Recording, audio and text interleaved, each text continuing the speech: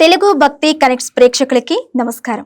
ఎప్పటిలాగే మన ఆధ్యాత్మిక ఛానల్లో ఆధ్యాత్మిక అంశాలకు సంబంధించి విషయాలని మనతో చర్చించడానికి శశాంక్యాచార్యులు వారు సిద్ధంగా ఉన్నారు. గురువుగారు నమస్తే అండి. నమస్కారం. గురువుగారు, ఈ మధ్య కాలంలో మనం సోషల్ మీడియాలో చూసుకున్నట్లయితే కొంతమంది పూజా కార్యక్రమాల క్రతువు అయితే చేయించుకుంటూ ఉన్నారు. వాటిని రీల్స్ చేసి పోస్ట్ చేయడం అనేది కూడా మనం చూస్తున్నాం. సో ఇలా వాళ్ళు పోస్ట్ చేస్తున్న క్రమంలో ఏంటంటే కొన్ని కామెంట్స్ అనేవి మనం రెగ్యులర్గా చూస్తూ ఉంటాం అనమాట. ఏంటి అంటే మీరు పూజ చేయించుకున్న ఎవరైతే పంతులు ఉన్నారో తను సరిగ్గా మంత్రాలని ఉచ్చారణతో పలకలేదు అని చెప్పి, సో మీరు చేయించుకున్న పూజ యొక్క ఫలితం దక్కుతుందా అని చెప్పి కొన్ని క్వశ్చన్ మార్క్స్ పెట్టడము, సో వాళ్ళని ఒక సందిగ్ధంలో పడేస్తున్నారు. అసలు నిజంగా మంత్రాలు అనేవి సరిగ్గా జపించకపోతే ఆ పూజ యొక్క ఫలితం అనేది దక్కిద్దంటారా? నమస్కారం అండి. మన తెలుగు భక్తి కనెక్ట్స్ ఛానల్ వాళ్ళందరికీ కూడా భగవద్ అనుగ్రహం ఎల్లవేళలా ఉండాలని కోరుకుంటూ మంచి ప్రశ్న వేశారు. నేను కూడా చూశాను చాలా రీల్స్. అంటే ఎట్లా పడితే అట్లా మంత్రాలు చదవటం, ఎట్లా పడితే అట్లా పూజలు చేయటం, పూజా విధానాలు తెలియకుండా కూడా ఏదో మాయ మాటలు చెప్పి యజమానులతో పూజ చేయటం అనేటువంటి రీల్స్ చాలా ఎన్నో కూడా ఇన్స్టాగ్రామ్లో చూసి మేము బాధపడుతూ ఉంటాం. అయ్యో ఏంటి, వాళ్ళు ఎంతో డబ్బు వెచ్చించి ఆ పూజా కార్యక్రమాలలో పాల్గొంటూ ఉంటారు, ఇట్లాంటి వాళ్ళతో ఎందుకని నేను చాలా బాధపడుతూ ఉంటాను. మీరు అడిగినటువంటి ప్రశ్నకి సమాధానం ఏంటంటే అట్లాంటి వాళ్ళతోటి మీరు పూజలు చేసుకోవడం వల్ల ఫలితం ఉండదు.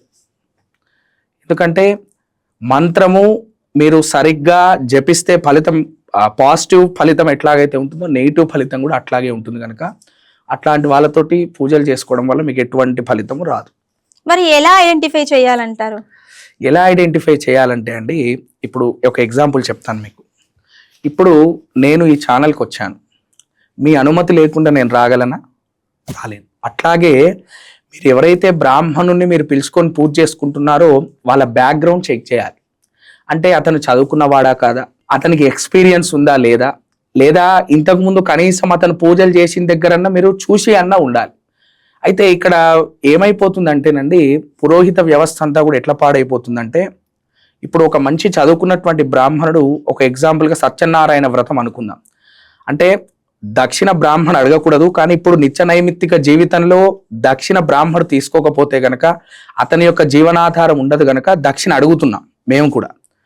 అంటే ఎగ్జాంపుల్గా మీకు చెప్పాలంటే, సత్యనారాయణ వ్రతం చేయడానికి 2,000, 3,000 రూపాయలు ఒక మంచి చదువుకున్నటువంటి వాడు అడిగాడు అనుకోండి, ఏదో బ్రతుకు తెరువు కొరకు, అంటే అతనికి ఏం పని చాతగాక బ్రతుకు తెరువు కొరకు దీంట్లోకి వచ్చినటువంటి వాళ్ళు చాలా మంది ఉన్నారు. అంటే ఎటువంటి పని, వాళ్ళకి ఏం పని రాదు, ఇంకా వాళ్ళు ఏంటంటే జీవితాన్ని వెళ్ళదీయాలి కాబట్టి ఏదో పంచగట్టుకొని, దీనికి మైనస్ మనకి ఎక్కడ వస్తుందంటే, చేయించుకునేటువంటి వాళ్ళకి మంత్రాలు తెలియదు కాబట్టి ఈ మైనస్ పాయింట్ని వాళ్ళు పట్టుకొని, నేను 3,000 అన్న దగ్గర అతను 1,000 రూపాయలు అన్నారనుకోండి, ఆ 1,000 రూపాయలు అన్న దగ్గర వాళ్ళతోటే పూజలు చేయించుకుంటున్నారు. ఇక్కడ మనకి అంటే ఇక్కడ ఆ చేయించుకునేటువంటి యజమానికి అటు డబ్బులు పోతున్నాయి, ఇటు పూజకు ఫలితం లేకుండా పోతుంది. అంటే డబ్బులకి ప్రధానంగా పెట్టుకొని, డబ్బుల యొక్క అంశాన్ని పెట్టుకొని కొంతమంది, ఇప్పుడు నేను ఒక 2,000 అంటే 1,000 రూపాయలు అన్న వాళ్ళ దగ్గరికి వెళ్ళడం, ఇలా చేయడం వల్ల మాకు కూడా ఇబ్బంది. ఎందుకంటే మేము ఒక స్టాండర్డ్గా వేద పాఠశాలల్లో చదువుకొని మేము ఈ వృత్తిని నమ్ముకొని ఉన్నాం, ఇది కాకపోతే వేరేది. కానీ మాలాంటి వాళ్ళకి ఇదే వృత్తి కనుక ఇలాంటి వాళ్ళతో మాకు కూడా ఇబ్బంది. ఇది ఎవరి చేతిలో ఉందంటే, పూజకి పిలిపించుకునేటువంటి వాళ్ళ చేతిలోనే ఉంది. మనము ఎంతో ఖర్చు పెడుతుంటామండి. ఇప్పుడు ఒక పెళ్లి ఉంది, పెళ్లికి లక్షలు ఖర్చు పెడతారు, భోజనాలకు ఖర్చు పెడతారు, డాన్స్లకు ఖర్చు పెడతారు, డెకరేషన్లకు ఖర్చు పెడతారు, మేకప్లకు ఖర్చు పెడతారు, ప్రతి దానికి ఖర్చు పెడతారు. కానీ అక్కడ ఎవరైతే ఈ బంధాన్ని కలుపుతున్నారో ఆ పురోహితుడికి డబ్బులు ఇవ్వాలంటేనే ఆలోచన చేస్తారు. ఏంటో మరి, అంటే ఎక్కడైతే అసలు డబ్బులు ఎక్కడ ఖర్చు పెట్టాలంటే మంచి బ్రాహ్మణులను పిలుచుకునే దగ్గరే ఖర్చు పెట్టాలి. ఇవన్నీ కూడా క్షణిక సుఖాలు. అంటే నీకు ఆ జరుగుతున్నటువంటి సందర్భం వరకే అవి ఆనందాన్ని ఇస్తాయి. కానీ మేము కలిపేటువంటి బంధం, మీరు 100 సంవత్సరాలు కూడా మీరు కలిసి ఉండడానికి ఈ బంధమే కదా, ఈ మాంగళ్యం ఉంటేనే మీరు కలిసి ఉంటారు. అది దానికి చదివేటువంటి మంత్రాలు ఎవరు? మేమే. కనుక వీటికి ఎక్కువ ఖర్చు పెట్టాలి. కానీ మన వాళ్ళు ఏం చేస్తారంటే, బ్రాహ్మణులకి డబ్బులు ఇవ్వటానికేమో సంకోచిస్తారు, ఈ బయట ఆడంబరాలన్నిటికీ కూడా వెచ్చించి కార్యక్రమాన్ని పాడు చేసుకుంటారు. కనుక ఇది మానాలి. మీరు ఏం చేయాలంటే, ముందు చదువుకున్నటువంటి వాళ్ళకి ప్రిఫరెన్స్ ఇవ్వండి. కనీసం మంత్రస్పష్టత ఉండాలి. ఏదో ఎట్లా పడితే అట్లా ఏదో అదనుగా దొరికింది కదా పురోహితం అని దీంట్లో దిగినటువంటి వాళ్ళకి మీ ప్రిఫరెన్స్ ఇవ్వద్దు. అసలు మంత్రం స్వరయుక్తంగా అంటే నన్ను అడుగుతేనండి వేద పాఠశాల చదువుకున్నటువంటి వాళ్ళకి ఫస్ట్ ప్రిఫరెన్స్ అండి, లేదా కనీసము మంత్ర స్పష్టత ఉన్నటువంటి వాళ్ళకన్నా మనం చెప్పాలి. ఇక ఎట్లా పడితే అట్లా పూజలు చేసేటువంటి వాళ్ళని మీరు పిలుచుకోవద్దు. మీరు పిలుచుకొని అటు డబ్బులు పోగొట్టుకోవడం అవుతుంది, అట్లాగే పూజ కార్యక్రమం సరిగ్గా జరగకపోవడం వల్ల ఫలితము రావట్లేదు. ఇట్లా చదువుకున్నటువంటి వాడికి కనుక మీరు ప్రిఫరెన్స్ ఇచ్చినట్లయితే కనుక ఒక 1000 రూపాయలు మీరు అక్కడ ఎక్కువ ఇస్తుండొచ్చు, కానీ ఎల్లవేళలా కూడా మీకు ఆ ఫలితం ఉంటుంది. అయితే చాలా మంది మమ్మల్ని అడిగే ప్రశ్న ఏంటంటే మీకు ఇచ్చినా కూడా ఫలితం ఉంటుందా అంటే ఎప్పుడైనా సరే బ్రాహ్మణుణ్ణి ఎంచుకునేటువంటి విధానంలో ఉంటుంది. ఇప్పుడు బ్రాహ్మణుని కనుక మీరు సరైన అంటే చదువుకున్నటువంటి బ్రాహ్మణుని ఎంచుకున్నా ఆ చదువుకున్నటువంటి బ్రాహ్మణుడు కరెక్ట్గా చేయలేదు అనుకోండి, దోషం మీకు లేదు. ఎందుకంటే మీరు కరెక్ట్ అయిన పని చేశారు, నేను కరెక్ట్ పని చేయట్లేదు కనుక వారికి సరైనటువంటి ఫలితమే భగవంతుడు ఇస్తాడు. కానీ నేను చదువుకున్నటువంటి వారికి పూజ అక్కడ కరెక్ట్ చేయకపోతే కనుక తదు నెగిటివ్ ఫలితం నాకు వస్తుంది. కనుక మీరు ఏం చేయండి అంటే ఈ పూజా కార్యక్రమాలన్నీ కూడా సరైన విధానంలో జరిగి ఫలితము రావాలంటే గనక మీరందరూ ఏం చేయాలంటే ఆ బ్రాహ్మడి యొక్క బ్యాక్గ్రౌండ్ తెలుసుకోవాలి. అంటే ఎక్కడ చదువుకున్నాడు, ఎక్కడ వేద అధ్యయనం చేశాడు, అతనికి ఎక్స్పీరియన్స్ ఉందా, నిన్న మొన్ననే వచ్చాడా, లేకపోతే ఇంతకుముందు పూజలు ఎక్కడైనా చేశారా అని తెలుసుకొని చేసుకుంటే గనక ఈ యొక్క ప్రాబ్లంకి మనకు సొల్యూషన్ దొరుకుతుంది. అంటే మీరు చెప్పినట్లుగా చూసుకుంటే ఇప్పుడు వేద పాఠశాలలో ఎవరైతే పౌరోహిత్యం చేసుంటారో పూర్తిగా వాళ్ళనే ఎంచుకుని తీసుకోవడం ద్వారా మనం చేయించుకునేటటువంటి పూజ యొక్క ఫలితం 100% దక్కిద్ది అంటారు. అంటే బెస్ట్ అంటున్నాను. అదే ఇప్పుడు వీళ్ళని పిలుచుకోవడం వల్ల మీరు అటు డబ్బులు కోల్పోతున్నారు, ఫలితము లేదు. కనీసం వేద పాఠశాల చదువుకున్నటువంటి వాడికి కనుక మీరు ప్రిఫరెన్స్ ఇచ్చినట్లయితే కనుక ఏమవుతుందంటే తను తప్పు చేశాడు అనుకుందాం, అంటే అందరూ వేద పాఠశాల చదువుకున్నటువంటి వాళ్ళు కూడా కరెక్ట్ గా చేస్తారని నేను అనట్లే. దాంట్లో ఇప్పుడు ఎక్కడైతే మంచి ఉంటుందో అక్కడే చెడు ఉంటుందండి. ఇప్పుడు డాక్టర్లు అందరూ మంచి వాళ్ళ అంటే దాంట్లో సరిగా చేసే వాళ్ళు ఉంటారు, చేయని వాళ్ళు ఉంటారు. అట్లాగే ఇట్లా చదువుకున్నటువంటి వాళ్ళలో కూడా అరాకొర ఉండొచ్చు, కానీ మీకు నెగిటివ్ ఎనర్జీ మీకు పాప ఫలితం రాదు. మీకు ఏంటంటే మీరు సరైనటువంటి బ్రాహ్మణ్ ఎంచుకోవడంతో మీ పని అయిపోయింది. ఇప్పుడు చేసేటువంటి వాడు కరెక్ట్ చేయకపోతే కనుక ఆ చేసేటువంటి బ్రాహ్మడికే ఫలితం కలుగుతుంది. అంటే అతనికి ఏదో ఇబ్బందులు ఉండటం, ఎల్లవేళలా రోగాలతో ఉండడం, అతను ఎప్పుడు కూడా పైకి రాడు, ఆ డబ్బులన్నీ కూడా ఖర్చు అవుతూనే ఉంటాయి. ఆ బ్రాహ్మడికి ఆ విధమైనటువంటి అతను లక్షలు సంపాదించనివ్వండి, అతను ఎంత సంపాదించినా కూడా ఆ డబ్బు అతని దగ్గర నికరంగా ఉండదు. అతను ఏదో రోగాల బారిన పడో లేదా ఇతరత్ర విషయాలలో ఆ డబ్బు వెళ్ళిపోతుంది తప్పితే ఆ డబ్బు అతని దగ్గర ఉండరు. కానీ అట్లాంటి వాడిని మీరు పిలుచుకోవడం వల్ల మీకు సత్ఫలితమే కలుగుతుంది. గురువు గారు, మనం రెగ్యులర్ గా చూస్తుంటాం కదా, అంటే శుభకార్యాలు కానివ్వండి, పితృకార్యాలు కానివ్వండి, రెండు నిర్వహించేది బ్రాహ్మణులే. బట్ కానీ ఈ రెండు కార్యాలు ఏవైతే ఉన్నాయో వీటిని డివైడ్ చేసి ఈ బ్రాహ్మణులే చేయాలి, వీళ్ళే చేయాలని చూస్తూ ఉంటారు కదా, ఎందుకు ఆ వ్యత్యాసం? వ్యత్యాసం ఏం లేదండి. యాక్చువల్గా ఇది చాలా మందికి తెలియదు. అంటే అందరికి ఎట్లా పడిపోయిందంటే శుభకార్యాలు చేసేటువంటి బ్రాహ్మణుడు పితృకార్యాలు చెయ్యొద్దని, పితృకార్యాలు చేసేటువంటి బ్రాహ్మణుడు శుభకార్యాలు చెయ్యొద్దని బయట అపోహ నడుస్తుంది. అసలు అట్లా లేదు శాస్త్రంలో. మీకు ఎందుకు అట్లా లేదంటే మీకు చిన్న ఎగ్జాంపుల్ చెప్తాను. ఇప్పుడు ఒక వ్యక్తి ఉన్నాడు, అతనికి వివాహం జరుగుతుంది, తాళి ఎవరు కట్టాలి? ఆ వ్యక్తే కట్టాలి. రేపొద్దున వాళ్ళ పెద్దలు ఎవరో చనిపోయారు, వాళ్ళకి కర్మలు చేయాల్సింది ఎవరు? ఆ వ్యక్తే కదా. ఇప్పుడు ఈ వ్యక్తి ఇంకొక వ్యక్తిలాగా మారి కర్మ చేయట్లేదు కదా. అదే వ్యక్తి తాళి కడుతున్నాడు, అదే వ్యక్తి సంతానాన్ని కంటున్నాడు, అదే వ్యక్తి పితృ కార్యక్రమాలు కూడా చేస్తున్నాడు. మరి అదే వ్యక్తి అన్ని కార్యక్రమాలు చేసినప్పుడు ఒక చేయించేటువంటి బ్రాహ్మడు ఎందుకు రెండు వేరువేరుగా చేయాలి? ఇదంతా బయట అపోహ.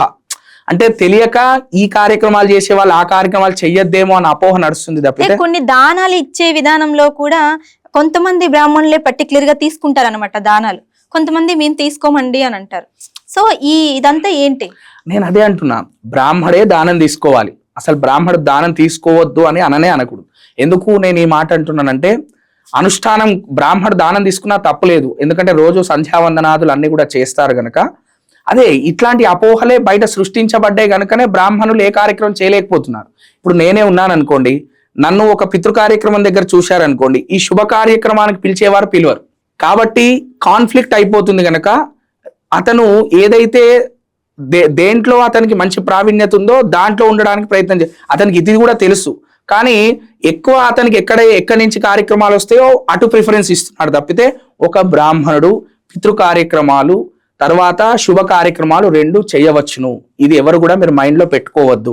అయితే దీనికి కొన్ని నియమాలు ఉన్నాయి. అంటే దీనికి ఎందుకు ఇట్లా వ్యత్యాసం వచ్చిందంటే, దీన్ని బ్రాహ్మణులు ఒక సంపాదించుకునేటువంటి దానిలాగా ఏం చేస్తున్నారంటే, ఇప్పుడు ఒక బ్రాహ్మణుడు భోక్తకు వెళ్తుంటాడు, మళ్ళీ వెంటనే వివాహానికి కూడా వెళ్తున్నాడు. ఇది తప్పు. ఇప్పుడు భోక్తకి వెళ్ళడానికి, భోక్త అంటే అక్కడ బ్రాహ్మణులకు భోజనం పెడతారండి. ఆ భోక్తకి వెళ్ళడానికి ఒక రోజు గ్యాప్ ఉండాలి. వెంటనే అట్లా వెళ్ళటానికి లేదు. భోక్తకి వెళ్ళినటువంటి వాడు వెంటనే అక్కడి నుంచి కార్యక్రమం నుంచి పెళ్లికి రాకూడదు. అతను స్నానం చేసి అతను దానికి సంబంధించినటువంటి అనుష్ఠానం చేసుకొని మళ్ళీ పెళ్లికి రావాలి.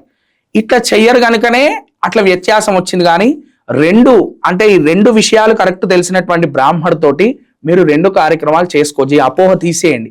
అంటే బ్రాహ్మడు పితృ కార్యక్రమాలు చేసేవాడు, అది చెయ్యకూడదు అనేటువంటి ఆ అపోహ తీసేసి, మంచి తెలుసుకున్నటువంటి వాడు, అటు పితృ కార్యక్రమాలు శుభ కార్యక్రమాలు 2 తెలిసినటువంటి వారితోటి చక్కగా మీరు 2 కార్యక్రమాలు ఆ బ్రాహ్మడితో చేయించుకోవచ్చు. దీంట్లో కాన్ఫ్లిక్ట్ ఏం లేదు. ఒక బ్రాహ్మణుడే ఇవన్నీ చేయాల్సింది కనుక 2 ఒక బ్రాహ్మడు చేయవచ్చు. గురువు గారు, అదే విధంగా మనం చూసుకున్నట్లయితే బ్రాహ్మణులు, వైష్ణవులు, మత్వ వర్గాల వాళ్ళు ఉన్నారు. సో ఈ 3 వర్గాలకు ఉన్న డిఫరెన్స్ ఏంటి? అదే విధంగా నేను ప్రముఖంగా అసలు వైష్ణవ మతం గురించి తెలుసుకోవాలనుకుంటున్నాను. దాని గురించి నాకు వివరించండి. అయితే బ్రాహ్మణులంతా ఒకటేనండి, వేరు వేరు కాదు.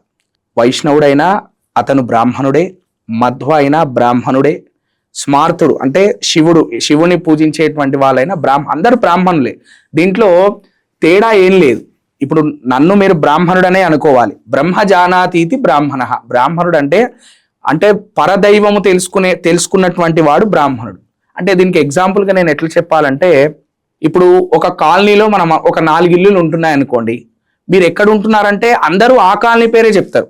అట్లాగే అందరూ కూడా బ్రాహ్మణులే, కానీ ఇల్లులు వేరు. అట్లాగే అందరూ బ్రాహ్మణులు అయినప్పటికీ వాళ్ళు ఆరాధించేటువంటి దైవము వేరు. బ్రాహ్మణులంతా ఒకటే. స్మార్తుడు, వైష్ణవుడు, మధ్వలు అంతా బ్రాహ్మణులే.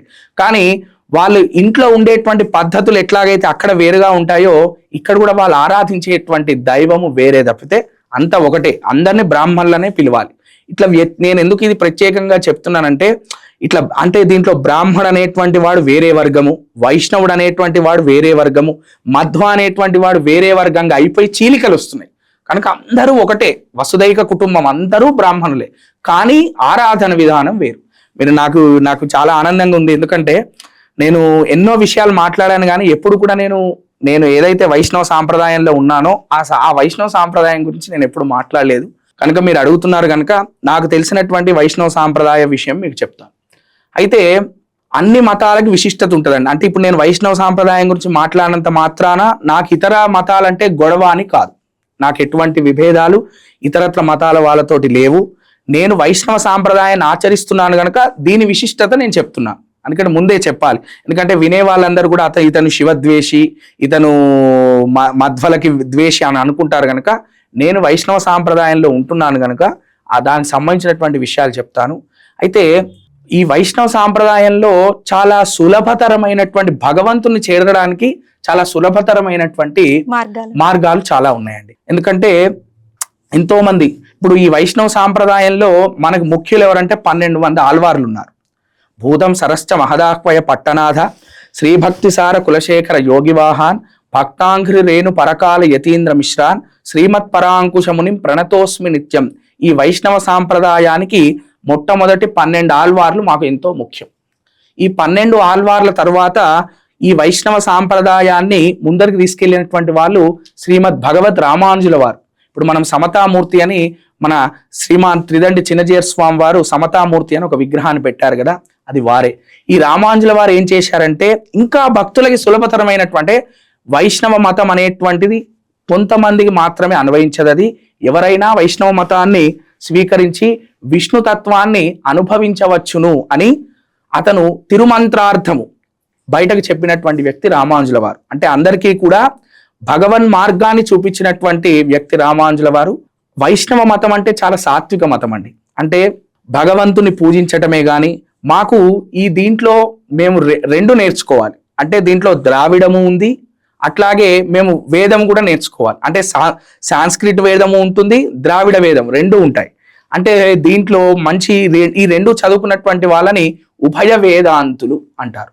ఏమంటారు వాళ్ళని?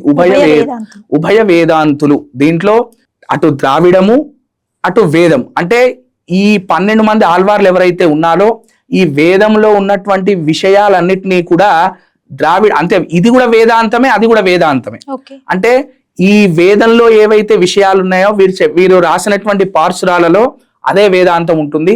మీ అందరికీ సుపరిచితమైనటువంటిది ఒకటి చెప్పాలి అంటే మీకు తిరుప్పావై ఎవరు చెప్పారు అంటే ఆండాలమ్మ వారు చెప్పారు. గోదాదేవి, మీరు ధనుర్మాస విషయం మీకు తెలిసే ఉంటుంది. గోదాదేవికి సంబంధించినటువంటి ధనుర్మాస వ్రతము అంటారు.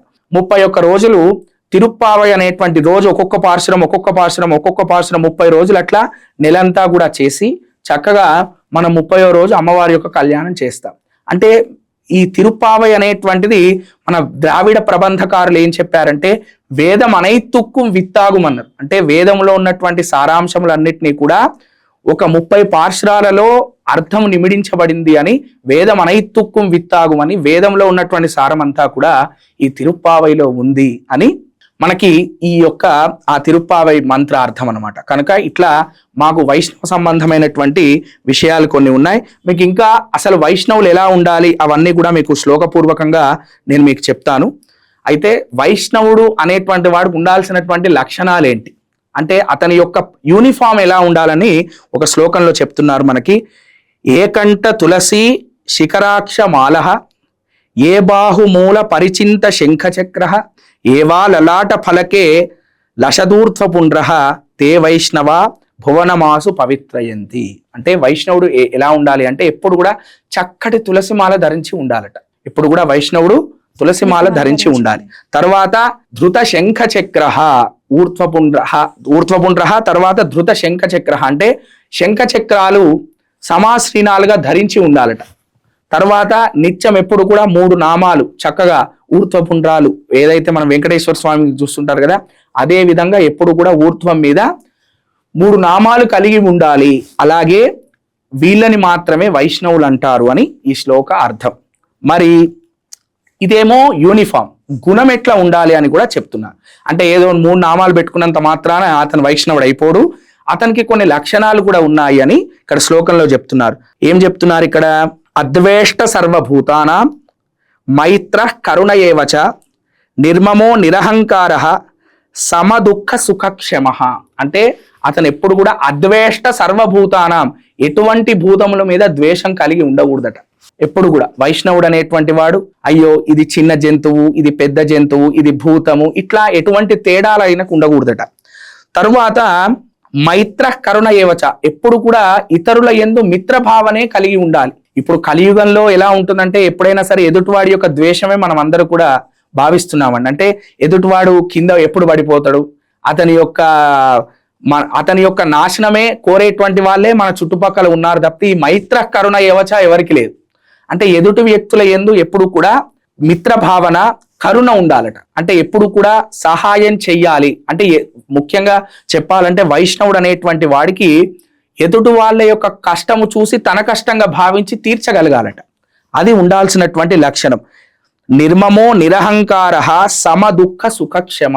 అంటే అతనికి దేని మీద కూడా మమకారము అహంకారము రెండు ఉండకూడదు. మమకారం అంటే అబ్బా ఇది నాకు ఇష్టం ఇష్టం ఇష్టం ఇష్టం అని ఒక వస్తువుని పట్టుకొని ఎవరు కూడా ఉండకూడదు.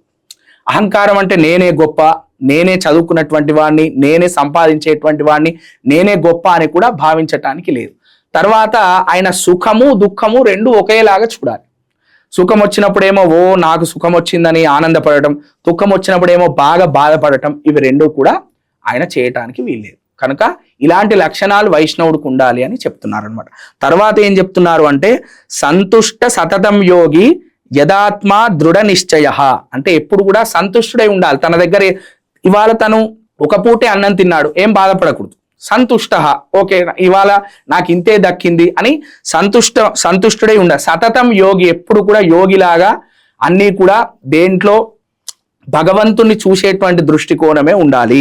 తర్వాత యదాత్మ దృఢ నిశ్చయ అంటే ఏదైనా పనే అనుకుంటే అది చేసేయాలి. ఇవాళ చేద్దాము, రేపు చేద్దాము అని ఇట్లాంటి లక్షణాలు ఉండకూడదట. అయితే ఇట్లాంటి వాళ్ళనే వైష్ణవులు అని చెప్పబడతారని భగవంతుడు అంటున్నాడు. సంతుష్ట సతతం యోగి యదాత్మ దృఢ నిశ్చయ అంటే ఎప్పుడు కూడా సంతుష్టుడై ఉండాలి. అంటే ఇవాళ భోజనం చేశాను, ఒకటే పూట భోజనం దొరికింది, బాధపడకూడదట. ఎప్పుడు కూడా సంతుష్టుడై ఉండాలట.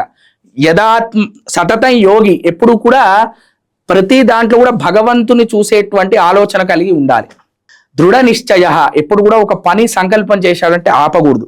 మయా ప్రీత మనోబుద్ధిర్ యోమద్భక్త సమే ప్రియ, అంటే ఇట్లాంటి వాళ్ళని మాత్రమే నేను ప్రేమిస్తాను అని భగవంతుడు అంటున్నాడు.